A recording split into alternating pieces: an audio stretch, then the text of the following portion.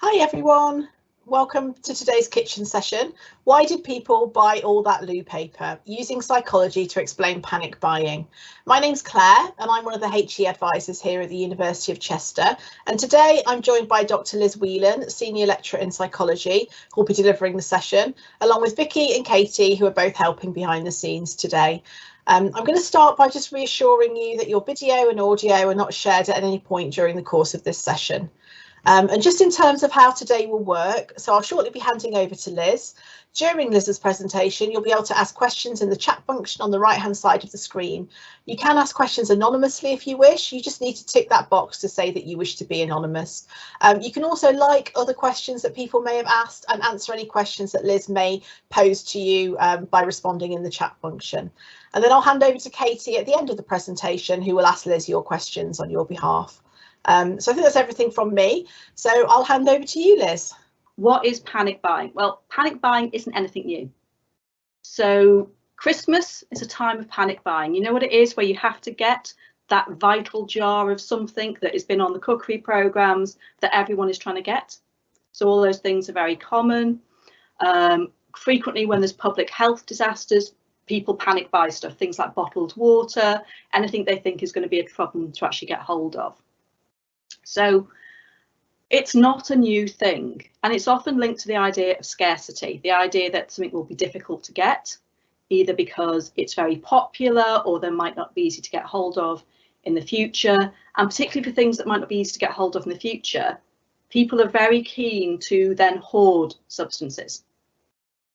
And this is often because people don't feel they can control the situation, because all of a sudden, you know, they won't be able to get what they want. I mean, we're so used to just nip into the supermarket at more or less any hour of the day to go and get a product.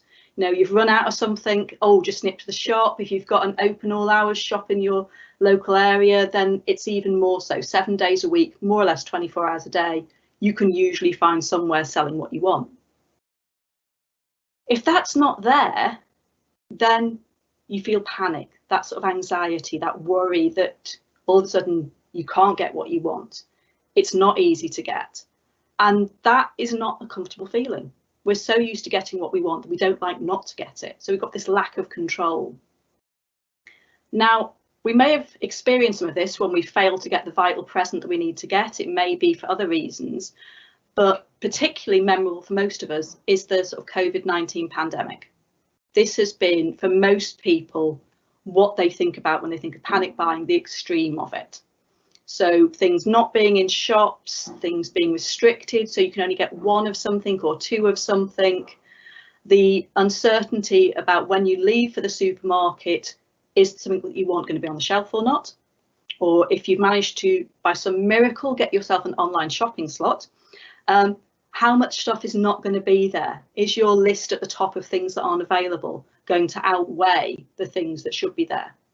So these are all things that really worry people, that make people feel really uncomfortable and unhappy. But it's not necessarily a silly thing to do. Remember at the beginning of the pandemic, before we had lockdown, when we first started to see those pictures and those videos, it mostly started in Australia. The famous video of the old lady having a tug of war with a much younger person over a packet of loo paper springs to mind, as this is, oh, you really, really, really need to get this loo paper. And people were going, oh, that's ridiculous. Oh my God, have you seen what's happening in Australia? And everyone was going, oh, it will never happen here. And it did. And this is because, if you think about it, this was a really unknown situation for us. We've never gone through a pandemic of this nature before. Lockdown is something completely new. And we knew nothing about what lockdown would be. We knew it was inevitable. We knew it was coming. You know, everyone was watching the news, waiting to see if it was going to be announced, when it was going to be announced. We knew it was inevitable, but we were really struggling to get there. So what was actually happening were people were saying, okay, what's going to happen? What will be possible? Looking at other countries, things like Italy, you're only being allowed out for a certain time every so many days to go shopping. So many things were shut. People going, what's going to be possible? What's going to happen? How long will this go on for? This has been happening for some weeks in some of these countries and it hasn't ended. Lockdown is still there. What happens if you can't go out for shopping very often? Particularly if you've got transport issues, how are you going to get lots of shopping home? What about the bulky stuff? What about your loo paper? Large packets of loo paper are bulky. They may not weigh very much, but they're bulky. What happens if the shop and delivery staff all get ill? There'll be even less chance of getting things. What if you get ill or you have to isolate? So you're not allowed out of the house for so many weeks. So people are getting very worried about it, not sure what to do. Also, you're going to be spending a lot more time at home. This means you'll be using a lot more stuff. If you think about it, when you go out to school, to college, to work, even if you go shopping, if you need to go to the loo, that's someone else's loo paper. That's not your loo paper. All of a sudden, all the loo paper you're going to use is your loo paper. So you're going to need more of it. The same goes with food. It's not the case that you can actually run out to the shop to get food in your lunch break. It's not as if you can buy something from the canteen at school. No, the only food you have to eat is what is in your own cupboards, your own fridge. You don't know if you're going to be able to go out and get stuff. You assume that restaurants and all those things are going to be shut. So you're totally dependent on yourself to keep yourself in loo paper and food. And everyone knows that awful moment when you realise that you've picked the wrong cubicle when you're out and there's low loo paper. Imagine that stuck at home, that realisation that there's nothing left there. This is a vital part of our day-to-day lives. You don't want things to run out. You want to look after your bubble, your people that you're with. You want to take care of them. So if you haven't got food in the house, if you haven't got loo paper in the house, does that mean you failed? So you can see why people actually wanted to have this stuff. They wanted the loo paper. They wanted to have enough food in. They wanted to be safe and prepared because it was unknown. It was a new situation to everybody. What was going to happen, what was going to be possible is not clear, is not easy. So major issues around that. So why it actually happens comes down to three main areas. Firstly, there's the uncertainty aspect that we've looked at. What should I do? If you're not certain what to do in a totally new situation, we know from social psychology that informational influence is really important. You look and see what other people are doing. If you're in the supermarket and everybody else has a trolley full of pasta, baby milk, nappies, and loo paper, what are you going to do? You're going to make sure that you have multiple things of those as well, because obviously it's acceptable because everyone else is doing it. That's what you should be doing in this situation. You should be preparing for lockdown. You should be rolling with the pandemic by having this stuff available. It's also that social comparison. If everybody else is doing it, then it's okay. And this was, regularly happening on Facebook and things like that, and local areas. People were going like, oh, has anyone seen any loo paper anywhere? If anyone sees this, can they tell me where it is? So people were encouraged, like, get down to so and so because they've got loo paper in. I've seen nappies in such and such a place. So this idea that you were buying for yourself, you were also maybe buying for other people. If you saw something, you grabbed it for people. So you could justify it because it wasn't just for you, it was what everyone else was doing. This idea that it's a pandemic, you've got to live through it. So no longer is it just for you that you're doing it, you're doing this for other people as well. So you're looking after your bubble, and the people outside your bubble are less important because you want the people in your bubble to make their way through this. So there is a sense of bit of selfishness around it as well. Then there's the media images. Think about what you saw in the papers. Think about what you saw in the online news. Acres and acres of empty shelves. Empty shelves make you think, this is not available. This is not there. This is something I can't get. So if you see something there, even if you haven't run out of it, you grab it, because the next time you go to the shop, that shelf might be empty. Nothing's going to be there.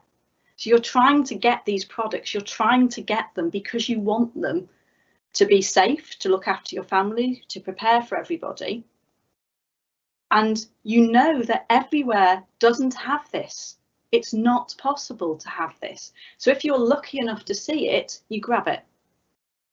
Because this is a miracle that this product is sitting there on that shelf. You have timed this perfectly, just after they've filled the shelves. And there's some lovely video footage of people moving through shops when they open, all heading for things, but usually the toilet roll aisle, it has to be said. We are obsessed with toilet roll. And just stripping those shelves bare in a matter of minutes. You're seeing lots of videos of that. You're seeing lots of videos of empty shelves. If you see something on a shelf, you grab it. You go for it because you don't know when it's going to be there again. So the media is telling you that these things aren't there. And it's not just how they put it across visually, although we're very keen on visual images, videos are very emotive. It's also the language they used. So they frequently talked about panic buying. Panic is a term that implies crisis. You should be worried. If you're not worried, then there's something wrong with you. You should be panic buying. That's to be expected. That's what everyone's doing. That's what you should be doing.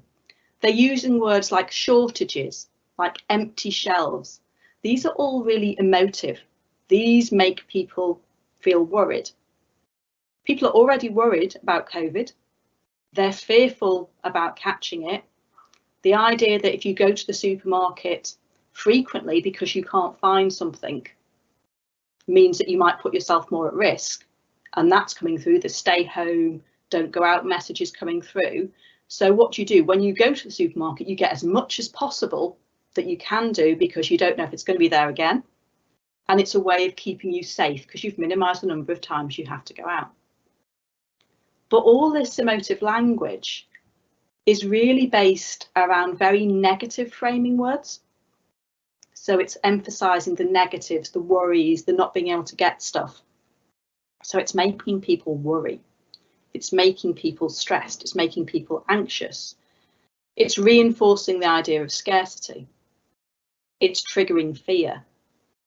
It's not making people think that actually what they're doing by taking that extra pack of loo roll is meaning that someone else can't get that loo roll. By getting themselves another couple of extra tins of baby milk, that means that 2 other people might not have any baby milk at all.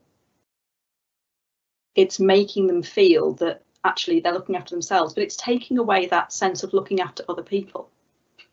That really we would be better in this to actually all be working together and saying like, well, if I take what I need and not overtake it, then it's leaving it for other people. But we're so worried, we're so stressed, we're so fearful that that sense of self-preservation outweighs that sense of being a good person. And as time's gone on, a lot of us have started to feel, maybe I shouldn't have done that. No, have you opened your cupboard and seen your big collection of loo paper and gone, shouldn't have bought that. That was really not a good idea. I feel guilty. Are you shutting the door on it? Are you ignoring it? All those sorts of things can make you really worried about it. So how do we sort this? Do we tell people not to do it? Do we reduce what they're going to have? They're starting to bring in this whole idea of restrictions on the amount of stuff you can buy again. So we're starting to see things, can't order more than this, occurring on both online shopping and in stores. But we know that that just emphasises that you can't get hold of this. So you might, now that you're feeling a little less fearful about going to the shops, go to the other shop down the road and get it from there as well. Because obviously, if it's labelled as you can't have more than 1 or 2 of this, this means, oh, there's not very many of this around. I need to make sure I have plenty in. So you go to other shops and you get it instead. Or you maybe go to the shop 2 days later and get some more. Or maybe if you're sensible and you came with someone else, you send them into the shop to get it at the same time as you. So you're both buying your shopping. So it's all those sorts of things. You're getting things in the press. You're getting things from government ministers saying, don't panic buy at the moment, because things are problematic with getting things into the country at the moment and may get more so in the next few months. Telling people not to panic buy is reinforcing the view that they should panic buy. Because if you're telling them not to panic buy, this means that there is a reason to panic buy. So what we need to do instead is maybe have pictures of wall-to-wall loo paper supplies in a warehouse somewhere, with somebody going, seriously, we've got enough, as long as you share it equally. So hopefully we will find our inner helpful, sharing and caring person that is really needed, and then we know from social psychology as well is the best way to cope with the pandemic is to be in it all together rather than out for ourselves. But we need to do that about what we buy as well as everything else. So as well as helping people do their shopping, doing this sort of type of thing, make sure we don't panic buy, and there honestly is enough loose paper for everybody. Thank you.